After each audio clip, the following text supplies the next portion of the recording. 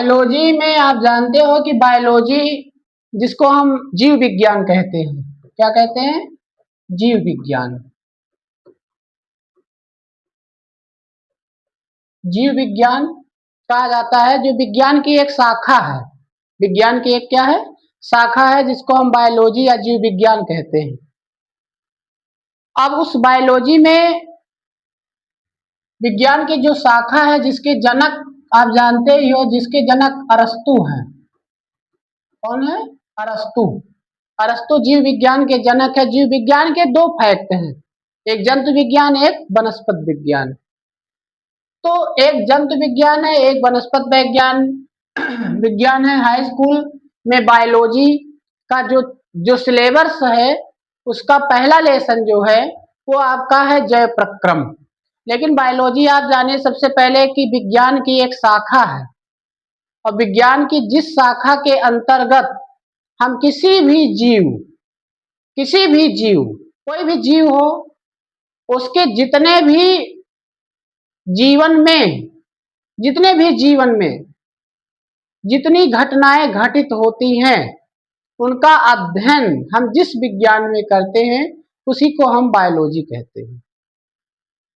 Biology में सबसे पहले जीवों को अपना जीवन व्यतीत करने के लिए सबसे पहला एक प्रक्रिया करना पड़ता है, उसका नाम क्या है? उसको कहा जाता है जैव प्रक्रम। क्या कहा जाता है? जैव प्रक्रम, जिसको हम क्या कहते हैं? Life process. लाइफ को प्रोसेस करना, लाइफ को क्या करना? प्रोसेस करना, लाइफ को बढ़ाना। जैसे हमने कहा कि जीव विज्ञान की वह शाखा है जिसके अंतर्गत हम किसी भी जीवधारी के जीवन में उसको व्यतीत करने के लिए जीवन को जिन चीजों से उसको अपने लाइफ को इग्नोर करना नहीं है, अपितु बढ़ाना है, प्रोसेस करना है, उसी का नाम क्या है? जैव प्रक्रम। उसी का नाम क्या है? जैव प्रक्रम, जिसको हम कहते हैं लाइफ प्रोसेस। अब जीवन देखिए, जीवन को जीने के लिए बायोलॉजी में सबसे मेन चीज क्या होता है कि जीवन तो सबका संभव है, जीवन सब जी रहे हैं किसी न किसी कारण से, लेकिन जीवन का सही मायने ये क्या है कि जीवन में हमेशा क्रियाएं होना अति आवश्यक है।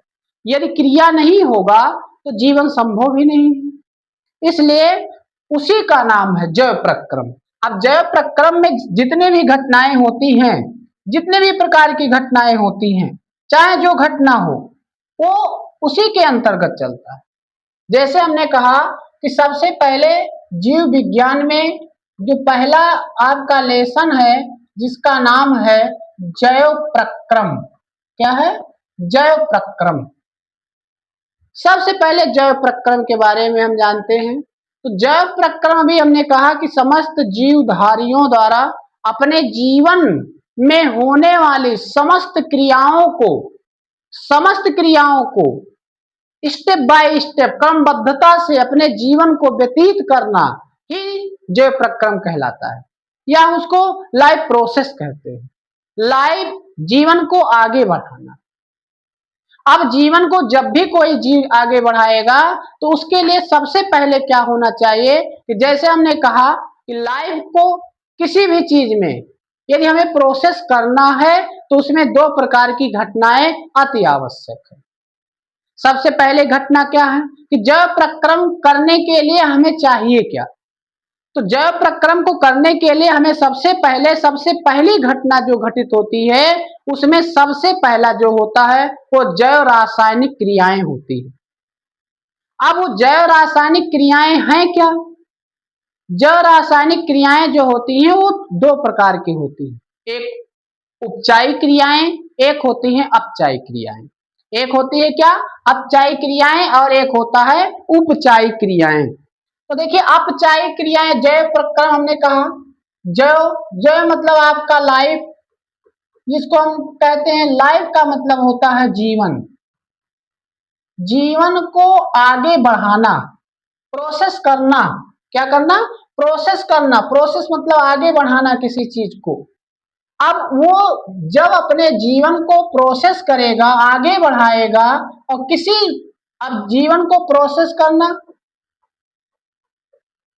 तो जीवन को जब भी हम कभी भी प्रोसेस करते हैं, कभी भी, तो आप देखिए प्रोसेस करने के लिए, आगे बढ़ाने के लिए, जीवन को क्या करने के लिए, आगे बढ़ाने के लिए जीवन में जो भी क्रियाएं घटनाएं होती हैं, उस चीज का सबसे पहला घटना होता है रासायनिक प्रोसेस।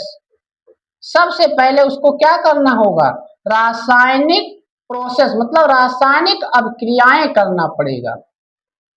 आप इसको जब केमिस्ट्री में हम आपको बताएंगे तो रासायनिक क्रियाएं हैं क्या, उसके बारे में हम आपको बताएंगे कि रासायनिक क्रियाएं क्या है। रासायनिक क्रियाएं का इसका मतलब होगा कि लाइफ को प्रोसेस करने के लिए दो प्रकार की रासायनिक क्रियाएं करना पड़ता है। एक जो होता है जिसका नाम होता है अपचाई, एक क्या होता है अपचाई, मतलब एक प्रकार की क्रिया जो होता है वो उसका अपचयन होना चाहिए, और दूसरा क्या होता है उपचयी। ये तो पहला हो गया। दूसरा होता है क्या अपचयी, अपचयी नहीं उपचयी।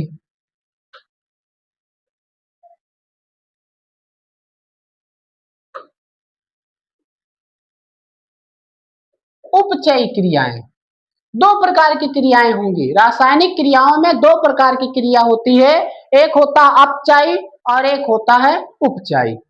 अपचायी का मतलब होता है कि जिसमें किसी भी प्रकार की चीजों का घटना घटित हो, अपचायी हो। जैसे हमने कहा कि अपचायी, जैसे सबसे पहले घटना अपचायी में, तो अपचायी में जैसे हम कहें कि अपचायी में जैसे जैसे हमने कहा कि पाचन, क्या पाचन, श्वसन, ये कौन सी घटना है, अपचायी क्रिया है। इसको हम क्या कहते हैं, अपचायी क्रिया के अंतर्गत इसको कहते हैं। अपचायी में दो प्रकार की कंडीशन है, एक पाचन है और दूसरा क्या है श्वसन है। जबकि आप देखिए उपचायी क्रियाओं में क्या होता है कि किसी भी चीज का उपचयी हो। उपचयी का मतलब जैसे प्रकाश संश्लेषण की क्रिया हो, इसमें प्रकाश प्रकाश संश्लेषण की क्रिया हो, प्रकाश संश्लेषण की क्रिया इसमें हो, प्रकाश संश्लेषण हो, वसा हो, प्रोटीन हो, विटामिन हो, इन सब चीजों का उपचयी होना, क्या होना उपचयी होना, ये इसके अंतर्गत आता है। तो अभी हमने कहा कि रासायनिक क्रियाएं दो हैं, एक अपचायी है एक उपचायी है। अब अपचायी में सबसे पहले जीवन को, अभी हमने कहा कि जीवन को आगे बढ़ाना है तो रासायनिक क्रियाएं करना पड़ेगा, और उस रासायनिक अभिक्रियाओं का दो भाग है अपचायी और उपचायी। अपचायी में जैसे हमने कहा पाचन, दूसरा आपका है उपचायी जिसमें हमने कहा प्रकाश संश्लेषण। प्रकाश संश्लेषण हुआ, वसा हुआ, विटामिन हुआ, प्रोटीन हुआ, ये सब जितने भी प्रकार की क्रियाएं हुआ, मतलब कार्बनिक हो, विटामिन हो, प्रोटीन हो, वसा हो, ये सब जितने भी प्रकार की घटनाएं जिसमें घटित होंगी उसको उपचायी क्रिया कहा जाएगा। तो अभी हमने कहा कि इसमें दो चीजें हैं, एक पाचन है और एक श्वसन है। किसके अंतर्गत आता है, अपचायी के अंतर्गत आएगा। किसके अंतर्गत आएगा, अपचायी के अंतर्गत आएगा। जैसे हमने कहा कि ये अपचायी क्रिया है, और उस अपचायी क्रिया का सबसे पहला चीज क्या है, पाचन। जैव प्रक्रम में सबसे ज्यादा आने का चांस जो होता है उसका है डाइजेस्टिव सिस्टम, मतलब पाचन, पाचन तंत्र। अब हम आपको अगर बताएं कि जीवन को यदि आगे बढ़ाना होगा तो सबसे पहले हमें क्या करना होगा, पाचन की क्रिया। अब पाचन आप देखिए क्या है,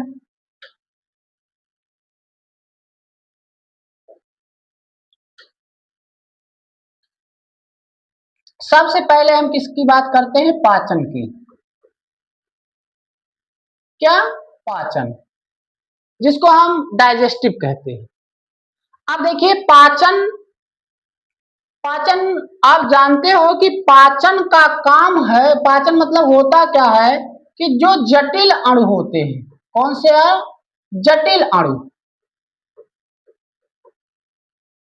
क्या होते हैं, जटिल अणु जो होते हैं, जो जटिल अणु होते हैं उसको किसमें बदल देता है, सरल अणुओं में बदल देता है। किसमें, सरल अणु में। मतलब जो जटिल अणु होते हैं, पाचन का मतलब क्या है कि जटिल अणुओं को किसमें बदल दे, सरल अणुओं में बदल दे। अब सरल अणु में जब बदलेगा तो वही तो क्या होगा, पाचन होगा। लेकिन कुछ अणु ऐसे हैं कि जो बहुत सूक्ष्म होते हैं, कुछ अणु ऐसे होते हैं, कुछ अणु ऐसे हैं या कुछ अणु ऐसे होते हैं, जैसे कौन कौन से अणु, जैसे हमने कहा कि अभी हमने आपको कहा कि जटिल अणुओं को किसमें तोड़ने का काम करता है, सरल अणुओं में। लेकिन कुछ अणु ऐसे हैं, जैसे हमने कहा जल, जैसे क्या है, जल है आपका, क्या है, जल है। जल के बाद क्या होता है, विटामिन है, क्या है, विटामिन है। विटामिन के साथ क्या है, खनिज लवण है, क्या है, खनिज लवण है। ये ऐसे अणु हैं, ये कौन से अणु हैं, ऐसे अणु हैं जिनका पाचन नहीं होता है। ये ऐसे अणु हैं जिनका पाचन नहीं होता है, इनका पाचन नहीं होता है, इन सबका पाचन नहीं होता है। अब पाचन नहीं होता है इनका, इनका पाचन नहीं होता है, ये पचते नहीं है, इनका पाचन नहीं होता है। अब पाचन नहीं होता है तो होता क्या है इनका, इनका अवशोषण होता है। इनका क्या होता है, अवशोषण होता है, इनका अवशोषण होता है, इनका पाचन नहीं होता है, इनका क्या होता है, अवशोषण होता है। जल हुआ, विटामिन हुआ, खनिज लवण हुआ, इन सबका पाचन नहीं होता है, इनका अवशोषण होता है। पाचन की क्रिया में जब जटिल अणु सरल अणुओं में टूटेगा तो सरल अणु में टूटने पर हमको क्या मिलेगा, सबसे पहले हमको ऊर्जा मिलेगी। क्या मिलेगी, ऊर्जा। जब जटिल अणु सरल अणु में टूटेगा तो हमको क्या मिलेगा, ऊर्जा मिलेगा, सबसे पहले ऊर्जा मिलेगा। तो जब हम ऊर्जा पाएंगे तभी तो कार्य करेंगे। तो सबसे पहली घटना क्या हुआ कि जटिल अणु सरल अणु में टूटेगा। कुछ अणु ऐसे हैं जैसे जल, विटामिन, खनिज लवण, इनका पाचन नहीं होता है, अपितु इनका अवशोषण होता है। लेकिन सबसे पहले जब पाचन की क्रिया कोई भी जटिल अणु सरल अणु में टूटेगा तो हमें सबसे पहले क्या मिलेगा, ऊर्जा मिलेगा। अब देखिए ये ऊर्जा मिलेगा कहां से, ये ऊर्जा एनर्जी हमको मिलेगी कहां से। किसी मार्केट में तो ऊर्जा बिकती नहीं है कि जाके आप खरीद लोगे, ऊर्जा हमको मिलेगी कहां से। ऊर्जा हमें तब मिलेगी जब हम सबसे पहले जीवन की पहली घटना को घटित करने के लिए, ऊर्जा प्राप्त करने के लिए हमें क्या लेना पड़ेगा, भोजन लेना पड़ेगा। अब जब हम भोजन ग्रहण करेंगे तो हमें ऊर्जा मिलेगा। हम ऊर्जा ना तो जल से पा सकते हैं, हमें जल से ऊर्जा उतनी नहीं मिलेगी कि जितना हम अपने जीवन का क्रिया कर दें, नहीं। हमें अपने जीवन को व्यतीत करने के लिए ये नहीं कि जल में ऊर्जा है, नहीं, हम जल पी के कार्य नहीं कर सकते, इसलिए जल में ऊर्जा नहीं पाई जाती है। हम ये कह सकते हैं कि हमें ऊर्जा मिलेगी कहां से, भोजन से मिलेगा। हमें वो ऊर्जा मिलेगी कहां से, ड्रग्स से मिलेगा, औषध से मिलेगा। लेकिन अब ऊर्जा से ही तो नहीं सारी कंडीशन हो सकती है, हमें ऊर्जा के साथ साथ क्या करना पड़ेगा, शारीरिक वृद्धि। क्या होनी चाहिए, शारीरिक वृद्धि होनी चाहिए। हमें शारीरिक वृद्धि भी करना है तो शारीरिक वृद्धि होगा। अब शारीरिक वृद्धि करने के लिए हमें शारीरिक वृद्धि जो भी क्रिया करना होगा, सारी मतलब अपना जीवन आगे बढ़ाने के लिए हमें ऊर्जा के रूप में भोजन लेना पड़ेगा, शारीरिक वृद्धि करना पड़ेगा। तो शारीरिक वृद्धि करने के लिए हमारे शरीर में पोषक तत्व होने चाहिए। क्या होने चाहिए, पोषक तत्व होना चाहिए, तभी तो हमारा शरीर जो होगा वो वृद्धि करेगा। और जब वृद्धि करेगा, शरीर आगे बढ़ेगा, हमें ऊर्जा मिलेगी, हम कार्य करेंगे, शारीरिक वृद्धि होगा। शारीरिक वृद्धि होने के साथ साथ हमारे शरीर की एक रचना के निर्माण में हमें पोषक तत्वों की आवश्यकता पड़ेगी। अब वो पोषक तत्व हमको मिलेंगे कहां से, वो पोषक तत्व जो भी हमको मिलेंगे इन्हीं भोजन में विद्यमान या अतिरिक्त चीजों का जो हम सेवन करते हैं, जैसे हमें फल वगैरह, फल हुआ, दूध हुआ, है कि नहीं, घी हुआ, ये सब जो भी हम चीजें एब्जॉर्प्शन करेंगे, अवशोषण करेंगे, उसमें जिस चीज का पोषक तत्व या उसमें जो भी पोषक तत्व जिसके अंतर्गत मिलेगा उसका हम उसके अंतर्गत शारीरिक वृद्धि करेंगे। इसीलिए अभी हमने कहा कि कुछ अणु ऐसे होते हैं कि जिनका पाचन नहीं होता, उनको अवशोषण करना पड़ता है। तो अवशोषण करने के लिए, शारीरिक वृद्धि करने के लिए हमें कुछ पोषक तत्वों की आवश्यकता पड़ेगी। पोषक तत्वों में आप जानते हो कि पोषक तत्व सबसे ज्यादा पादपों को आवश्यकता पड़ती है। हम लोगों को पोषक तत्वों की आवश्यकता उतना नहीं पड़ता है जितना पोषक तत्व पौधों को चाहिए। अब देखिए, हमने कहा कि ऊर्जा मिलनी चाहिए, शारीरिक वृद्धि होनी चाहिए। तीसरे नंबर पर अभी हमने कहा, अब तीसरा नंबर आप जानिए क्या है। हमने कहा कि इसके बाद आपको और क्या जरूरी है, टूटी फूटी हड्डियों की मरम्मत। जो टूटी फूटी हड्डी होगी, जो टूटी फूटी हड्डी होगा या टूटी फूटी कोशिकाएं, आप कहिए कि टूटी फूटी जो कोशिकाएं होंगी, क्या होंगी, टूटी फूटी जो कोशिकाएं होंगी उनकी मरम्मत करेगा। ये क्या करेगा, उनकी मरम्मत होगी। टूटी फूटी कोशिकाओं का क्या होगा, मरम्मत होगा। प्लस क्या होगा, चौथा पॉइंट क्या होगा, हमारे प्रतिरक्षा तंत्र की, हमारे शरीर की, हमारे ऑल बॉडी की, हमारा रोगाणुओं से रक्षा करेगा। हमारे शरीर में किसी चीज की कमी नहीं होगी और वो रोगों से क्या होगा, रक्षा करेगा। रोगों से क्या करेगा, ये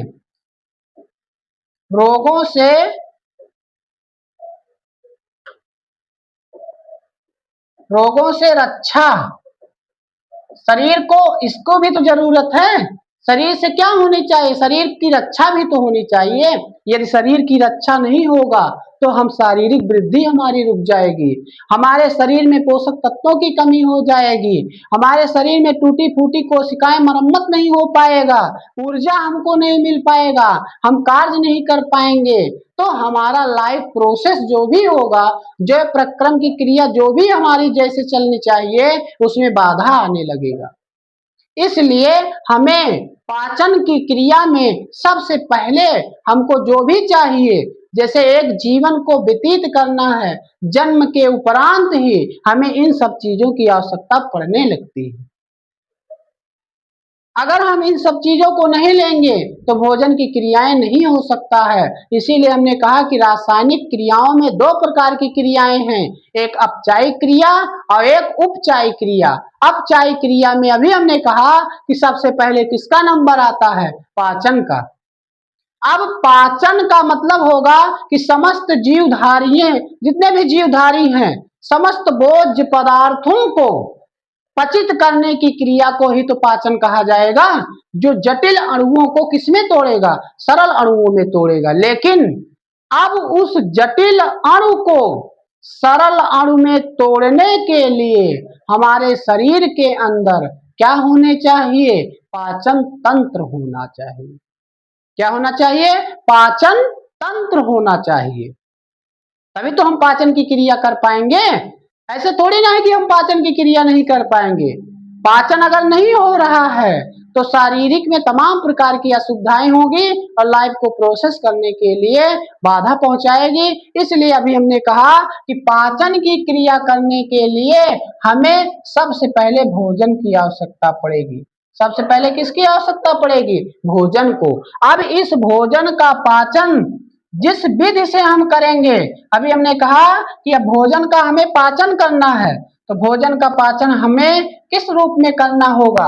अब उसके लिए पाचन तंत्र की आवश्यकता पड़ती है। किस चीज की, पाचन तंत्र की आवश्यकता। ये बहुत पूछा जाता है, पाचन तंत्र क्या पूछा जाता है, पाचन तंत्र का नामांकित चित्र बनाते हुए इसका सचित्र वर्णन कीजिए। और ये लॉन्ग में बायोलॉजी में हर वर्ष लगभग आने का चांस रहता है। क्योंकि एक ही तो तंत्र है नहीं, शरीर में बहुत सारे ऐसे तंत्र हैं। जैसे हमने आपको बताया था, बहुत आप जानते भी होंगे कि सबसे पहले हमारे शरीर की कोशिका बनती है, कोशिका के बाद ऊतक बनता है, ऊतक के बाद तब अंग बनता है, अंग के बाद तब अंग तंत्र बनता है, और उसी अंग तंत्र का सबसे पहला तंत्र क्या है? पाचन तंत्र है। उसी अंग तंत्र का क्या है? पहला जो भाग है उसका नाम पाचन तंत्र है। देखिए, हमारे शरीर में श्वसन तंत्र आ जाएगा तो हम शरीर को आगे नहीं बढ़ा सकते हैं। हमारे शरीर में परिसंचरण तंत्र आ जाएगा तो हम आपको शरीर को आगे नहीं बढ़ा पाएंगे। हमारे शरीर में उत्सर्जन तंत्र आ जाएगा तो हम शरीर को आगे नहीं बढ़ा पाएंगे।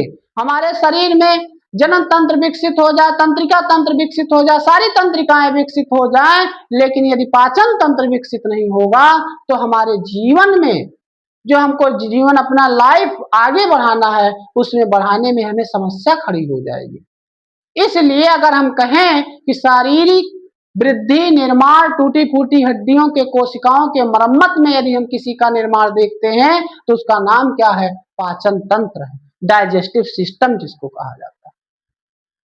अगर ये डाइजेस्टिव सिस्टम ठीक नहीं है तो हमारे शरीर की वृद्धि होने में असमर्थता आ जाएगी। और उस पाचन तंत्र का आप जानते हो कि हमारा जो पाचन तंत्र है, जो एक सिस्टम है जो पाचन करने की क्रिया को सबसे महत्वपूर्ण भूमिका निभाता है, वो तंत्र आपके शरीर में, वो पाचन तंत्र आपके शरीर में पाया जाता है, और उसका नामांकित चित्र बनाने को अक्सर आता है पाचन तंत्र। इसीलिए हमने कहा कि यह पाचन अपचायी क्रिया के अंतर्गत आता है। इसलिए आप पढ़े होंगे जल, वायु तथा ऊर्जा। ये शरीर के तीन मूल चीज ऐसे हैं कि हम जल, जीवन को आगे बढ़ाना है तो जल, वायु, वायु भी आप जान रहे हो, और साथ साथ अभी हमने कहा कि ऊर्जा। जल शारीरिक वृद्धि में, शारीरिक प्रोसेस को बढ़ाने में कोई हस्तक्षेप नहीं करेगा। वायु आपके शरीर की वृद्धि में कोई चीज, कोई क्रिया नहीं कर पाएगा। लेकिन ऊर्जा जिस चीज से आपको मिलेगी वो शरीर की प्रोसेसिंग की क्रिया करने में सबसे ज्यादा महत्वपूर्ण निभाएगा। उसका नाम क्या होगा? वो है भोजन। आप देखते हो कि भोजन तमाम प्रकार के रूप से भोजन करने के सबके अपने अपने अलग तरीके हैं। इसीलिए भोजन को करने से पहले हम पोषण पढ़ते हैं। पोषण दो प्रकार का होता है, एक स्वापोषण, एक परपोषण। आप देखते हो कि स्वापोषण में स्वापोषी पौधे जितने होते हैं वो स्वापोषण की क्रिया करते हैं। जितने हरे पेड़ पौधे हैं सब स्वापोषी की क्रिया करते हैं, कुछ पौधों को छोड़कर। जैसे जो कीट भक्षी पौधे होते हैं वो स्वयं नहीं, वो कीटों पर निर्भर रहते हैं, इसीलिए उनको कीट भक्षी पौधे कहा जाता है। वो अपने भोजन का निर्माण स्वयं नहीं करते हो, कीटों को अपने जग के आकार का उनका माउथ होता है, उसी के अंतर्गत जब कोई कीट जाता है तो अपना भोजन बनाते हैं। तो कहने का मतलब जितने हरे पेड़ पौधे हैं, कुछ पौधों को छोड़ दीजिए तो लगभग मान के चलिए कि 90% ऐसे पौधे हैं कि जो अपने भोजन का निर्माण स्वयं करते हैं, इसीलिए उनको स्वापोषी कहा जाता है। और वो अपने भोजन का स्वयं निर्माण करते हैं प्रकाश संश्लेषण की उपस्थिति में। और पत्तियों में क्लोरोफिल नामक वाणक पाया जाता है जिसकी उपस्थिति में अपने भोजन का निर्माण स्वयं कर लेते हैं। दूसरा हमने कहा कि परपोषण। परपोषण का मतलब होता है कि परपोषी जितने भी जंतु होते हैं वो परपोषी होते हैं, कुछ जंतुओं को छोड़कर। जैसे उगलीना उगलीना ऐसे जंतु हैं जो जंतु तो हैं लेकिन अपने भोजन का निर्माण जैसे पेड़ पालो करते हैं वैसे पेड़ पौधे जैसे करते हैं, उस तरीके से अपने भोजन का निर्माण करते हैं। कौन? जंतु। तो हम कह सकते हैं कि कुछ जंतु ऐसे हैं जो अपने भोजन का निर्माण स्वयं करते हैं। तो अब सोचिए कि भोजन का निर्माण अब परपोषण में भी कई प्रकार से होते हैं। जैसे हमने कहा कि परपोषण के रूप में दो चीजों का होना अति आवश्यक है, एक उत्पादक, एक उपभोक्ता, और एक होता अपघटनकर्ता। उत्पादक के अंतर्गत जितने भी हरे पेड़ पौधे होते हैं सब उत्पादक के अंतर्गत आते हैं। उपभोक्ता का मतलब होता है उत्पादक से उत्पन्न हुई वस्तुओं को उपभोग करने वाले को ही उपभोक्ता कहा जाता है। उपभोक्ता कई प्रकार के होते हैं, जैसे प्राथमिक उपभोक्ता, द्वितीयक उपभोक्ता, तृतीयक उपभोक्ता, है कि नहीं? तृतीयक उपभोक्ता को उच्च उपभोक्ता के नाम से भी जाना जाता है। तो कई प्रकार के उपभोक्ताएं हैं, जो प्राथमिक उपभोक्ता जिसको हम शाकाहारी कहते हैं, द्वितीयक उपभोक्ता जो है वो मांसाहारी के अंतर्गत आता है, और तृतीयक उपभोक्ता जो क्या है, सर्वाहारी के अंतर्गत आता है। तो 3 प्रकार के जो दूसरा हमने आपको उपभोक्ता, तीसरा हमने कहा अपघटनकर्ता। अपघटनकर्ता का मतलब वो होता है कि पृथ्वी पर जितने भी जीव जंतु हैं, पेड़ पालो हैं, सबको अपघटन के रूप में सूक्ष्म जीव एक रूप से दूसरे रूप में परिवर्तित करने का काम जो करते हैं, उन्हीं का नाम है अपघटनकर्ता। शरीर चाहे जितना बड़ा हो, पेड़ पालो जितने भी बड़े हों, यदि वो जमीन से स्पर्श करेंगे तो कुछ समय बाद वो अपने आप मिट्टी में बदल जाएंगे।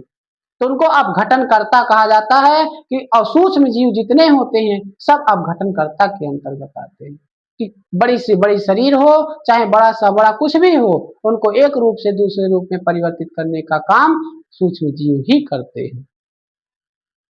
तो अब सोचिए कि जितने भी चीजें हैं, सब के सब पोषण के रूप में भोजन का उपभोग तो कर रहे हैं, लेकिन उस भोजन का उपभोग कई तरीके से कर रहे हैं, कई प्रकार से कर रहे हैं, लेकिन भोजन तो कर रहे हैं। तो भोजन करने के बाद उनका पाचन भी तो होना जरूरी है। अब वो पाचन करने के लिए पाचन तंत्रों का होना अति आवश्यक है। यदि डाइजेस्टिव सिस्टम नहीं होगा तो पाचन की क्रिया संभव नहीं है। आप देखते हो तब भी हमारे शरीर में कुछ पाचन चीजें ऐसे होते हैं कि जो पाचन होने में असुविधा खड़ी करते हैं, तो उसके उपलक्ष्य में हमें क्या करना पड़ता है कि कोई विसंगतियां पैदा हो जाती हैं, जिसके लिए हमें अपने पाचन तंत्र को मजबूत बनाना पड़ता है। इसलिए पाचन तंत्र हमारे शरीर में जो चीजें हैं वो 2 भागों में बटा है। पाचन तंत्र हमारा, और वो चीजें 2 क्या हैं, उसका नाम है जैसे पाचन तंत्र। तो हमारे तंत्र में ये 2 सिस्टम है। पाचन की क्रिया के लिए पाचन तंत्र का होना अति आवश्यक है, जिसका नाम सबसे पहले क्या है, आहार नाल। क्या है? आहार नाल। आहार नाल, एलिमेंट्री कैनाल जिसको हम कहते हैं। इसके बाद दूसरा नंबर होता है पाचक ग्रंथियां।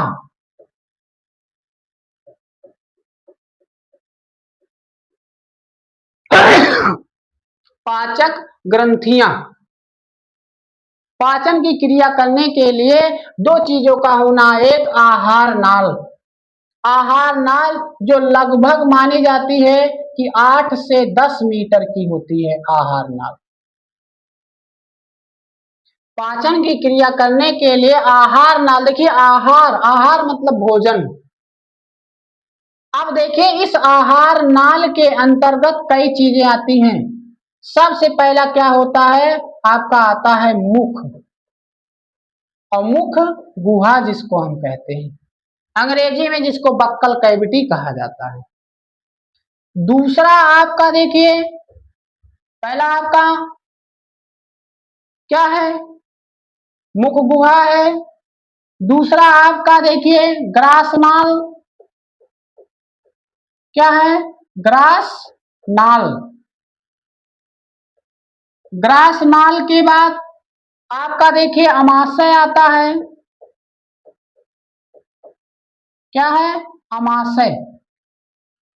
अमाशय के बाद क्या है आपका, आंत है। क्या है, आंत। आंत में दोनों आंत आते हैं, छोटी आंत स्मॉल इंटेस्टाइन, और एक होता है छोटी आंत, और दूसरा होता है बड़ी आंत।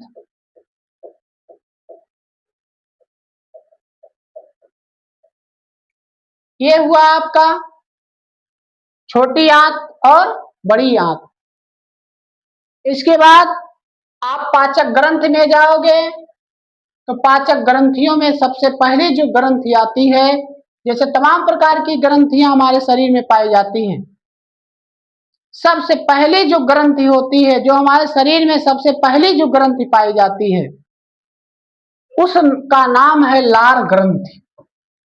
क्या होती है? लार ग्रंथि। लार ग्रंथि सबसे पहली ग्रंथि है हमारे पाचक ग्रंथ के सबसे अंतर्गत, सबसे पहला यही होता है, जिसका नाम है क्या?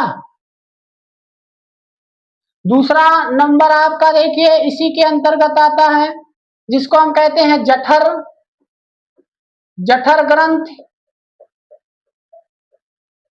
इसके बाद तीसरा आपका देखिए यकृत,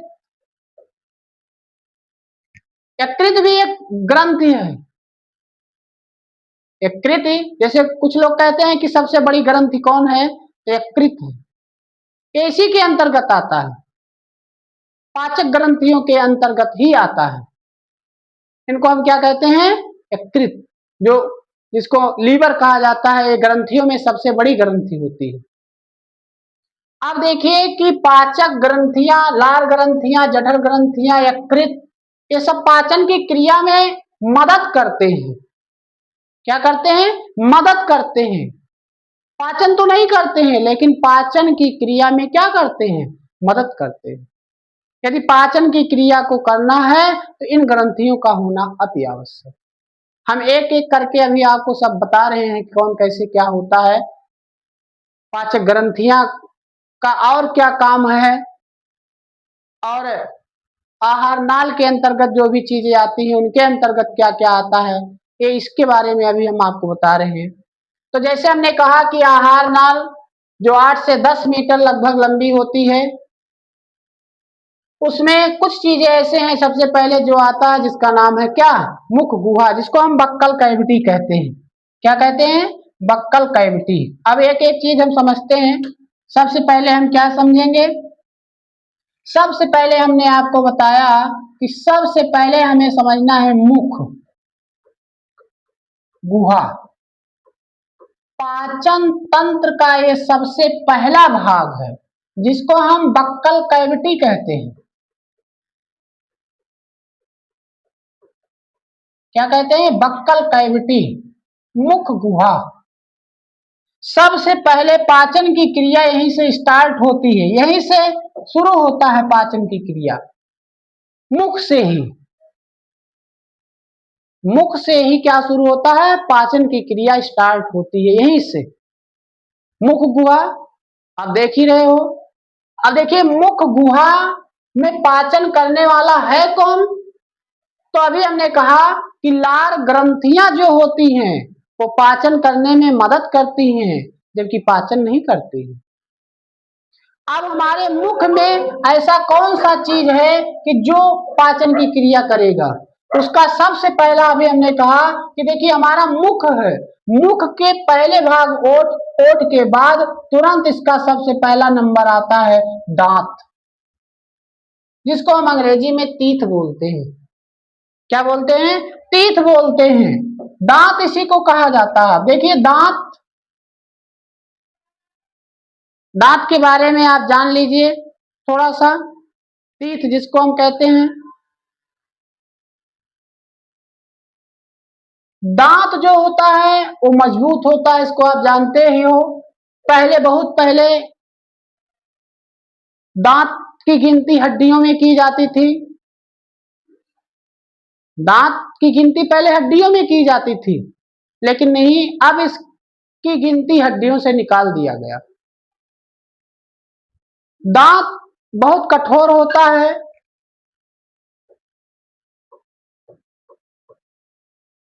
कठोर के साथ साथ, कठोर आप जानते हो, इसमें कैल्शियम फास्फेट पाया जाता है,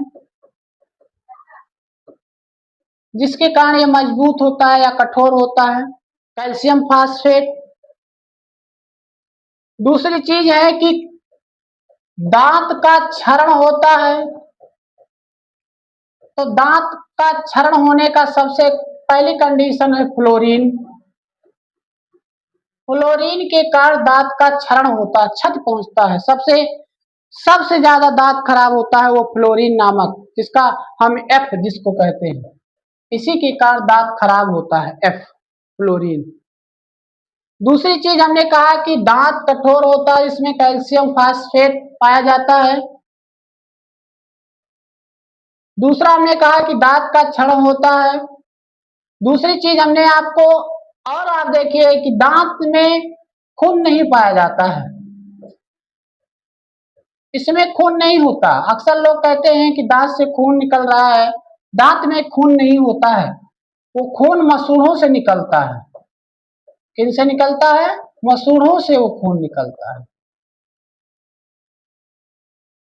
दूसरी चीज है कि दांत में जड़ें पाई जाती हैं, और हमारा दांत जो होता है वो दो स्तर होते हैं दांत पर, दांत के ऊपर दो स्तर पाए जाते हैं।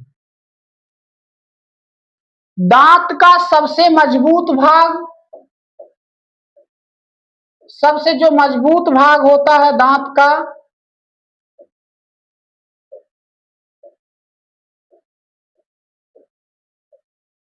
उसका नाम है इनेमल। यही बहुत मजबूत होता है दांत, इनेमल। उसके बाद हमने कहा कि पूरे जीवन में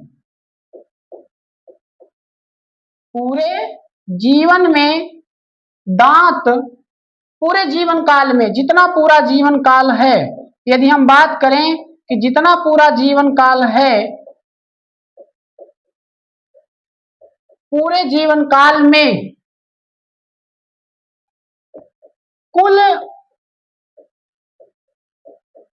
52 दांत होते हैं। कितने दांत? 52। पूरे जीवन काल में 52 दांत। लेकिन इसमें कुछ चीजें हैं, वो 52 दांत की क्रिया है क्या, जिसमें हमने आपको बताया कि 20 जो दांत होते हैं, कौन कितने? 20 दांत।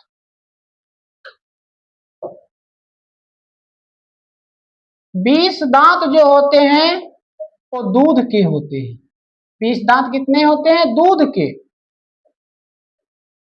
प्लस 32 जो दांत होते हैं वो अस्थाई होते हैं।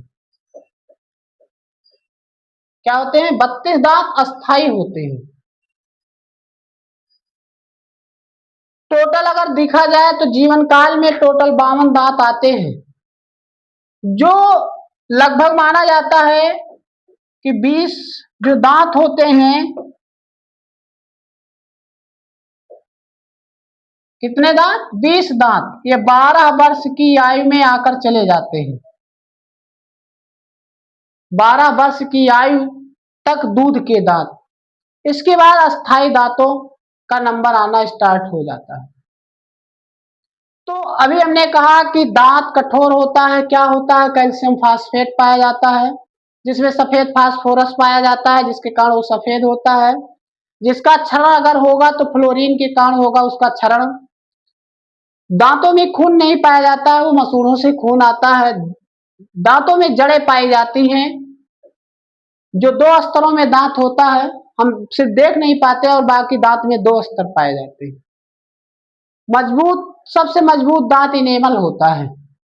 पूरे जीवन काल में कुल दांत 52 होते हैं, जिसमें 20 दांत दूध के होते हैं और 32 दांत जो होते हैं वो अस्थाई दांत के अंतर्गत आता है। तो ये हमने कहा आपके दांत के बारे में बताया।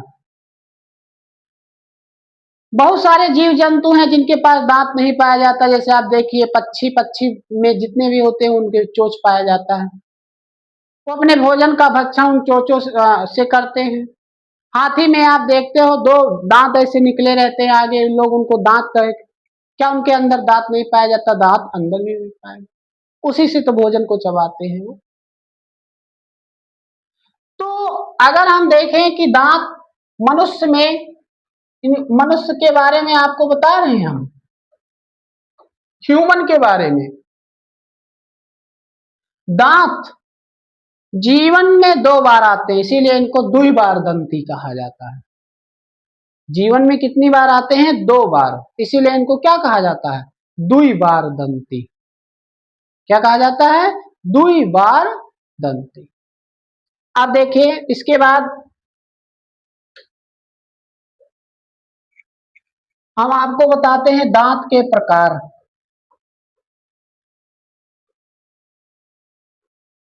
दांत के प्रकार, टाइप्स ऑफ टीथ।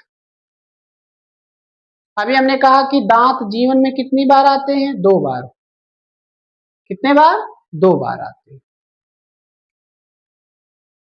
पहला होता है दूध का दांत और दूसरा होता है अस्थाई दांत।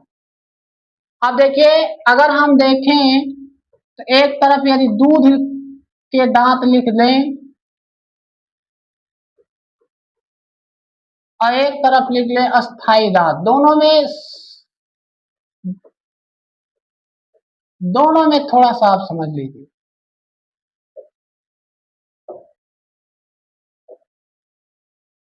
दूध के दांत और अस्थाई दांत। अभी हमने कहा कि दांत जो होते हैं वो 4 प्रकार के होते हैं। कितने प्रकार के? 4 प्रकार के दांत होते हैं। पहला जो होता है उसका नाम होता है कृंतक। क्या होता है? कृंतक। दूसरा होता है रदनक। तीसरा होता है अग्रचबाणक।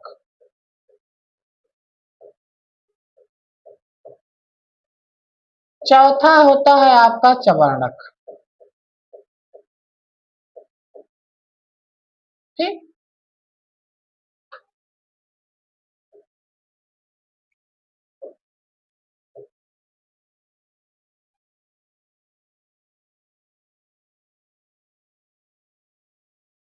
कृंतक, रदनक, अग्रचबाणक और चबाणक,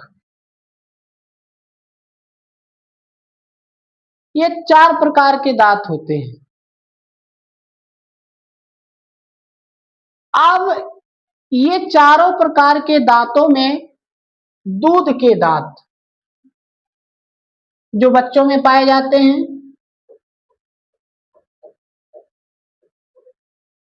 बच्चों में इनकी संख्या कितनी होती है? 20।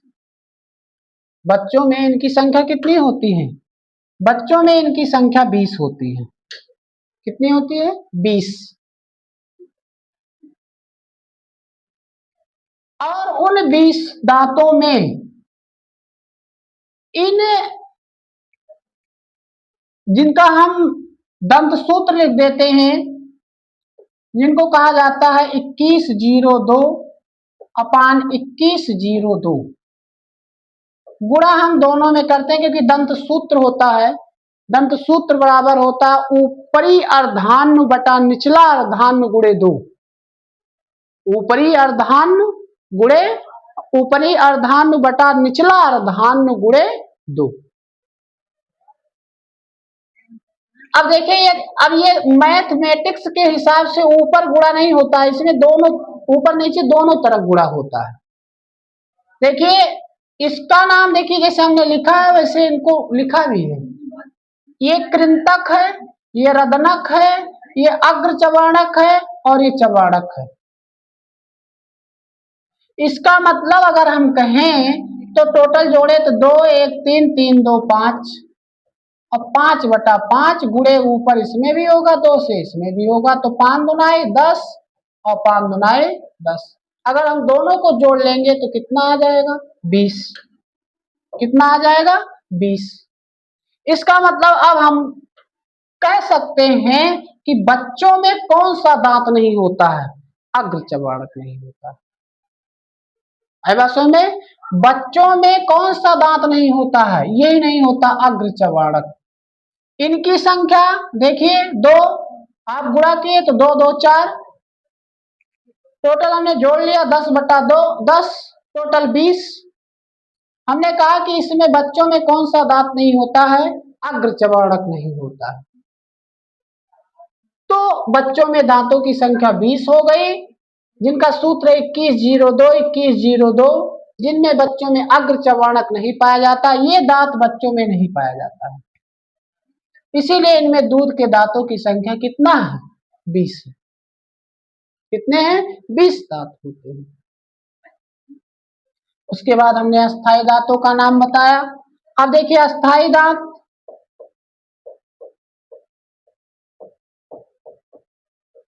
अस्थाई दांत हमने आपको कहा कितने होते हैं, 32। अब ये 32 जो होते हैं इनका जो सूत्र होता है 21। देखिए 21,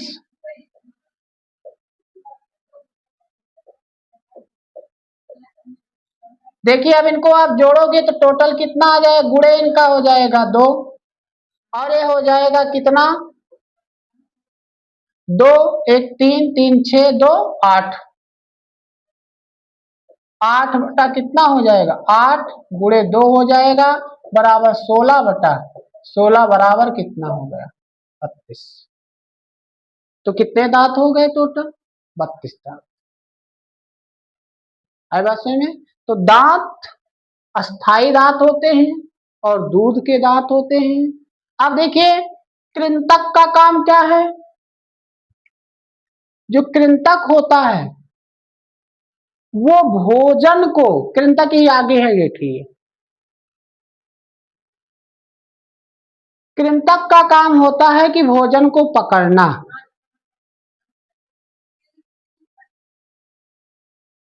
रदनक का काम है भोजन को कुतरना,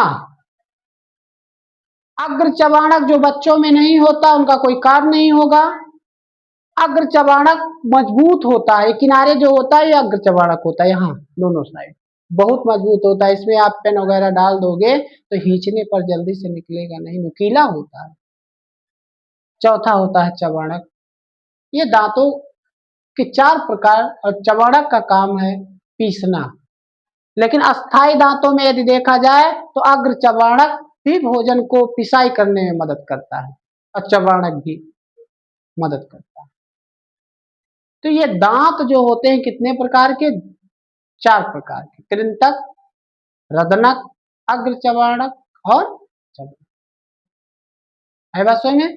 इस तरीके से बच्चों में अग्र चबाणक नहीं पाया जाता। ठीक, तो ये 4 प्रकार के दांत हैं। जीवन में दांत 2 बार आते हैं जिनको हम द्विबार दंती कहते हैं, एक बार दूध के दांत और एक बार अस्थाई दांत।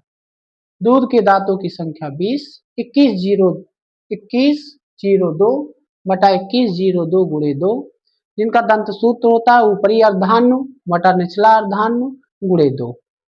अस्थाई दांतों की संख्या 32 होता है जिसका फार्मूला होता है 21 32 बटा 21 32 गुणे 2, 8 बटा 8। इनको जोड़ोगे आप तो 8 आएगा, नीचे भी 2 से दोनों ऊपर नीचे दोनों तरफ गुणा होता है, 16 बटा 16 जिनकी संख्या कितनी होती है, 32। बच्चों में अग्र चबाणक नहीं होता है और दांत जीवन में 2 बार आते हैं, एक अस्थाई दांत और एक दूध के दांत। टोटल अगर मिला लिया जाए तो टोटल दांतों की संख्या कितना हो जाएगा जी, पूरे जीवन काल में 52 दांत होते हैं। कितने दांत, 52। तो इस आज हमने आपको दांत के प्रकार बताए। अब ये दांत पाचन की पहली प्रक्रिया स्टार्ट कर देता है, इसी का काम है पहला प्रक्रिया। सबसे पहले ये अपनी पहली प्रक्रिया यही से स्टार्ट होती है, किसका, पाचन का। अभी हमने कहा कि कृंतक भोजन को पकड़ता भी है और उसको एक प्रकार से जानिए चीरने का भी काम करता है। रदनक कुतरने का काम करता है, भोजन को छोटा छोटा बनाने का काम करता है। अग्र चबाणक बच्चों में होता नहीं है, लेकिन अगर मनुष्यों में होता है, बड़े अस्थाई वैक्स मानव में जब ये आता है तो ये भी जान लीजिए पीसने का ही काम करता है। और जो ये चबाणक होता है ये पूरी तरीके से पिसाई का काम करता है, भोजन को पूरा पीसता है, लसलसा बनाने का काम करता है पूरा। तो पाचन की क्रिया सबसे पहले कहां से हमें पता चला, पाचन में सबसे पहले मुख गुहा का सबसे पहला भाग क्या है, जिसका नाम है टीथ, दांत।